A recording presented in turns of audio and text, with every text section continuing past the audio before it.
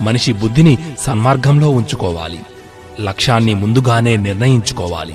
గమ్యం లేని ప్రయాణం వ్యర్థం. లక్ష్యం లేని జీవితము అంతే. మొక్క జీవనం పోసుకుని నిలబడేదాకా నీరు పోయాలి. అటు తరువాత అదే నేల నలుమూలలకు వేళ్లు చొప్పించి నీళ్లు వెతుక్కుంటుంది. దాహం తీర్చుకుని బలంగా ఎదుగుతుంది. తరువాత చెట్టవుతుంది. వృక్షం మహావృక్షంగా మారుతుంది.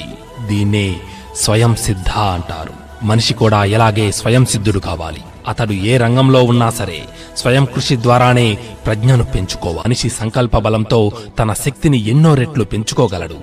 అది ఆంజనేయుడు తన దేహాన్ని 100 యోజనాల ఎత్తుకు పెంచటం లాంటిది. ఇతరులు సాహసించని సాగర లంఘనం వంటిది. సంజీవని పర్వతాన్ని పెకిలించుకురావడం లాంటిది.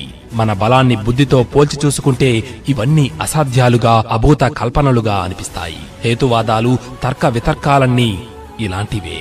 మనకు తెలియనివి ఎన్నో అద్భుతాలుంటాయి. మనం చూడనివి మరెన్నో విశేషాలు ఉంటాయి. అవన్నీ అబద్ధాలు అని అనుకోవడం పొరబాటు. లకెత్తగానే పంట సిద్ధం కాదు. పసివాడు మహాయోధుడు కాలేడు. చిరుకత్తితో యుద్ధం చెయ్యలేరు. అవతార పురుషులైనా ప్రపంచ నియమాలు పాటించక తప్పదు. గురు శుశ్రూష ద్వారానే విద్యలు నేర్వాల్సి ఉంటుంది. ఉదయ సూర్యుడు బాల్యావస్థలో బంగారు కాంతులేనుతూ దర్శనీయంగా ఉంటాడు. మధ్యాహ్న సూర్యుడు ప్రచండంగా ఉంటాడు. మనిషి జీవితమూ అంతే.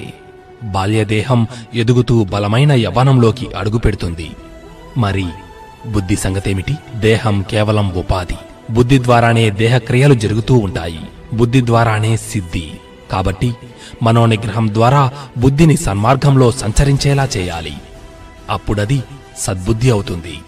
వ్యతిరేకంగా వ్యవహరిస్తే దుర్బుద్ధి అవుతుంది. మనిషి జీవితాన్ని గమ్యానికి చేర్చినా, అగాధంలో పడదోసినా దానికి బుద్ధి అనే అశ్వమే కారణం.